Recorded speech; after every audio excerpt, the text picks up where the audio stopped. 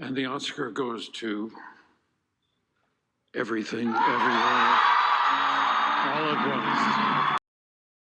In the video that I made last year, I stated that I wanted to make an effort to watch as many Best Picture nominations in the cinema, mainly because streaming is taking over. But there's also something special about watching films in the cinema, especially if they're made for the bigger screen. However, that didn't last long. I managed to get 2 films in between work, and before I knew it, it was the Oscar weekend. A lot was happening. The show happened. Everything Everywhere All at Once won several awards that night, including Best Picture, and I still haven't made it through this category. I was lacking. So even though the Oscars are over and most people have probably already seen the Best Picture nominations, I'm still going to rank them and talk about them because who are you to say that I can't? Technically, this film doesn't count because I did not see it. I did not have the desire to see it. I didn't have the urge to go and watch this film. I, quite frankly, couldn't care less about this film. And I know there's going to be a lot of people being like, oh my God, you didn't watch Avatar? No, I didn't, babes. I didn't. I don't care. I didn't even watch the first one, but it's quite funny to find out that James Cameron, who directed this film, made it really long. And he made it kind of the same runtime as the Academy Award ceremony, which he didn't even stay for. I don't think that's a prime example you want to be setting for me, sir. Because what do you mean you didn't stay? Why didn't you stay? Why did we ever find out why he didn't stay? I don't know. This film falls at the bottom of my list. Will I watch it? Probably not, because quite frankly, I don't care. Watching this film on a Sunday felt like the most Sunday activity I've ever done. I don't know if that makes sense. This film follows Paul, a young boy, and his friends who volunteer to join the German army, romanticizing that idea of heroism. These young boys are excited and they march into war, but once they're on the Western Front, they discovered the true horrors of World War One. This was a very heavy film. It's very dark, depressing, and it kind of just shows how pointless war is. We know, given today's circumstances and what's happening in other parts of the world, war doesn't make sense. While the genre of this film is stated as a war and a drama, I think it's kind of a horror. It's to me, it leaned more towards a horror.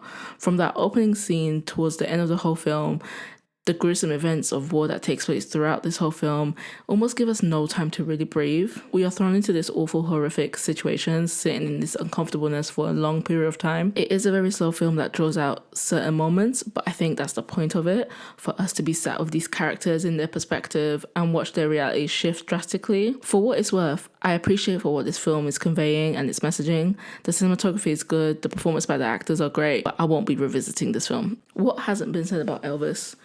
Everyone has been talking about this film for months, and nobody will stop talking about Austin Butler's accent, Tom Hanks' bizarre performance, Baz Luhrmann's over-the-top theatrics, as per usual. Everything has been said.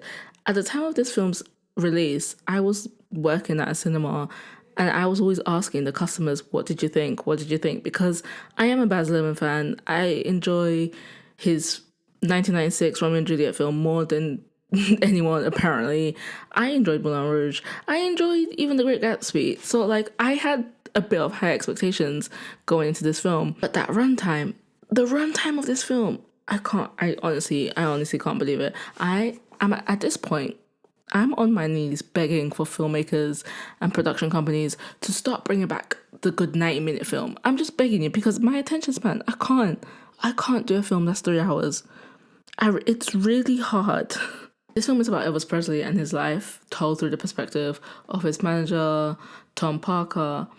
I'm not going to get into the politics of Elvis for my own sanity, but I'm not going to lie to you. Within the first 20 minutes, my phone was in my hand, and it kind of just became those things of, like, I would occasionally look up from my phone and be like, okay, this is happening.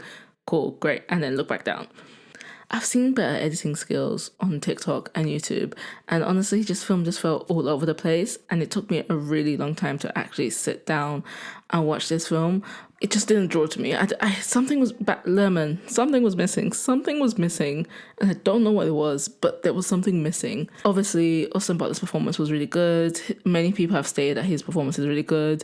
Seeing Tom Hanks in this again was probably not his best performance, but you know, I feel like this is one of those films that it's good to watch once, and then you're kind of like, okay, I get it. I get it. Sure. It's fine. It's fine. It's fine. I went to the cinema, and this was the 3rd Best Picture nomination that I ended up watching in the cinema. The Banshees of Inisherin, directed by Martin McDowell. I didn't know anything about this film. I went to it blind, and for most of these films, I kind of kept it that way. I liked to know as little as possible just so I can go in with like, nothing influencing me to think differently. And I went alone, which was something that I often like to do, and I kind of left this film questioning everything. I think an indication of me not enjoying films is when I start looking for the time, and that's how I know you've just lost me as an audience. You've just lost me. Like, I don't care anymore. I did enjoy everyone's performance in this film. I thought the cinematography was beautiful, which was one of the main reasons why I did go and watch this film in the cinema, because I was wanting to see that on the big screen rather than something really small. The film itself, it just wasn't enjoyable for me. I found it to be a bit boring. It kind of dragged at certain points, and it just kind of cemented the fact that I'm not really a big fan of period pieces. It's quite interesting that for a coming of age film, this is quite low on my ranking list. Last year, I loved Apple TV's Coda a lot. I couldn't stop talking about it to anyone who would listen to me. It was such an amazing film, an amazing coming of age film. It was unique, heartfelt, funny. It was so good. For this film to not be in my top 5 kind of says a lot. All I knew about this film was that it was a coming of age film directed by Steven Spielberg about Steven Spielberg. That's it. This was one of those films about a boy who falls in love with films and wants to make films. So again, there's nothing really new. It's a very simple idea, a very simplistic premise. You think that this is something I'd enjoy considering. I also love films and I want to make films, but something was missing for me. Maybe it's because I haven't seen a lot of Steven Spielberg's before. The attachment to Steven Spielberg isn't there. Like, I didn't really feel anything while watching this film. I think I'm just tired of seeing the why I love films / making films trope, because I feel like they're not outdated, but they're lacking something. They're lacking that sort of like oomph to get me to be like, oh, okay, I can see why you love it. Every year the Academy does a memorial service. They honor and remind all of us why these people were important, who they were, what they've done and achieved in their lives and career. However, when I was watching this live, I realised that they didn't include the lead actress of this next film. A part of me was kind of like, wait, what? What just happened? But I'm not the only one who noticed. So just a small moment for Charlie Dean, a real sudden and sad loss. I think she could have had so much potential. Triangle of Sadness is a film that I initially thought was meant to be an art house horror type of thing when I first saw the trailer at the cinemas before watching Babylon. I was wrong. I was very wrong. I enjoyed this film more than I thought I would. I thought the performances were good. The film knew not to take itself seriously with the whole discourse on us versus them being the wealthy people. The moment that I knew this film was going to be something I enjoyed was that second act, where all the passengers fall sick and begin to projectile vomit everywhere, and there was this one specific character who was advised to drink water and instead reaches for the champagne. Woody Harrelson being in this film was such a nice touch. I wish he was in the film a bit longer. I will say that the runtime is a bit too long, but after that second act, you can see the story truly unfold. The whole eat the rich culture discourse is quite interesting, and it's entertaining because we get films like this, and these films are kind of fun and crazy and absurd, but in the best way. So the original plan for this year's Oscar binge was to watch most of these films at the cinema, like I stated earlier in the video. I did start off quite strong with this film. I started off by watching Tar, directed by Todd Field, starring Cate Blanchett. When I first heard about Tar, I knew I was going to be quite overwhelmed with it. I don't know anything about classical music to that extent. I can't even read music when I was trying to learn the keyboard. I don't think there has been a role where Cate Blanchett isn't playing someone with such intensity. What attracts her to these types of roles, I don't know, but you know you're in for a good time when you see Cate Blanchett there. Like, you just know her performance is going to be great. I probably understood about like 40% of it. Blanchett is on fire in this film. She is a brute force, and without her, this film would have failed. You can clearly tell that this film relies heavily on her, and it's mostly centered around her because her character in this film is deemed as one of the best living composers of all time. Her performance is incredible, it's intense and mesmerizing, and there wasn't a moment where I wasn't completely drawn in. I just kind of wish I understood it a little bit more. I know, I'm just as surprised as you are that this film is quite high up on my ranking, and quite honestly, it kind of deserves to be up here. I was surprised to find out that this was a sequel, and to find out that the first film came out in 1986. And for some reason, I just thought there were many films before this. I thought there were already a few sequels out there. Like, I thought this was already a big franchise. Top Gun Maverick stars once again the cast from the same film: Tom Cruise, Jennifer Connelly, Val Kilmer, with new actors like Glenn Powell, Miles Teller, John Hamm. John Hamm is not a new actor. He's been acting for a while. I just haven't seen him in a lot of things.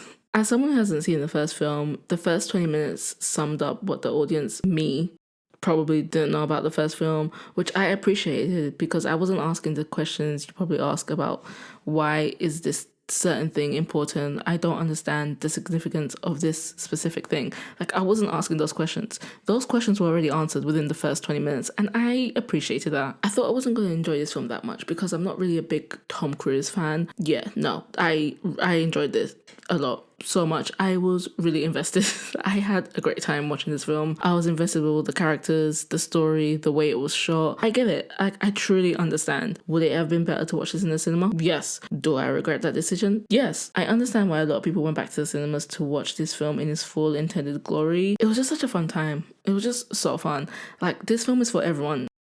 I really wish this film got more attention during award season. I saw a snippet of the trailer, and besides that, I didn't really hear anything else. It's a shame because this film really left an impact on me. My first thought was the instant tension and the mystery that opened the film. I was already drawn in. This film follows a group of women in an isolated religious colony who struggle to reconcile their faith when a string of sexual assaults are committed by the colony's men. This is a very heavy film. I would recommend being in the right mindset to watch this film, as it does explore the themes of sexual assault, which could be triggering to some. One of the main things that I spotted about this film was the star-studded cast. This film unfolds like a play. It's very different to what's on this Best Picture nominated list. The actors were so good. They complemented and balanced each other out without doing too much. This film is based on the 2018 novel of the same name and has been inspired by real-life events that occurred in that same colony. I just wish this film had more marketing surrounding it because it was such a powerful film. When I was watching this, I was positive that it was a period piece. The costuming, the isolated community, the little to almost no use of modern technology, thinking that this issue was kind of a thing of the past, but then suddenly you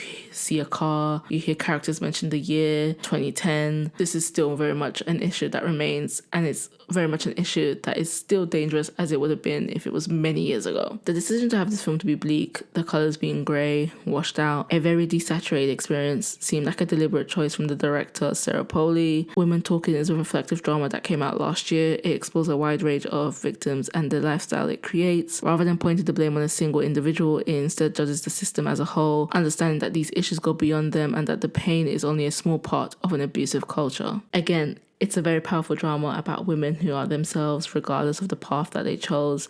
They are strong-headed women with purpose. It's a film by a woman for women. You are probably living under a rock if you haven't seen this film or heard anything about this film. Everything Everywhere All at Once, directed by the Daniels. Before this film was even nominated for Best Picture category, I was lucky enough to grab some tickets for an early preview at the BFI IMAX in May of 2022, a week before it came out nationally here in the UK. There were quite a few talks about this film being really good and really amazing, and I think it does live up to those expectations. I tried to keep my expectations quite low and try to avoid a lot of the trailers leading up to the screening, but I was truly blown away. I connected with this film on a personal level, and after a few rewatches, both at the cinema and at home being I tried to show this to my parents, they didn't get it. I still enjoyed it as much. From an outstanding performance from an all-Asian cast, which I agree there needs to be more representation of people who look like you. You want to see more people who look like you on screen. I loved it. The film follows an immigrant family, an Asian American family, but it focuses on the mother, Evelyn, who is thrown into a multiverse adventure where she tries to reconnect with her loved ones through this insane adventure. After every watch, I just felt so much hope for filmmakers of a new generation who are now telling stories that I can relate to and I can enjoy without knowing that this film is a remake of a remake or a reboot. This film is one of those films that's just taken filmmaking to a whole new level. It was just so refreshing to watch. The Daniels managed to find balance in the chaos and go into this film with so much love, so much care. There's a reason that this film won Best Picture category, and even though it was quite a predictable win, I'm still glad it won. And that's it. That's my ranking of this year's Best Picture nominations. I mentioned last year that I really wanted to watch most of these nominations at the cinema, but since I started working more, it's become hard to set a day out to actually try and watch these films at the cinema and to catch up with everything. So I knew it was a bit of a stretch, but hey, at least I got 3 out of the 10 of this list in the cinema. Maybe next year I'll go for 5 out of the 10. You know, baby steps. Anyways, let me know if you're going to watch these films. What films have you been watching recently? What did you enjoy from 2022? Thanks for watching this video, and I will see you in the next one.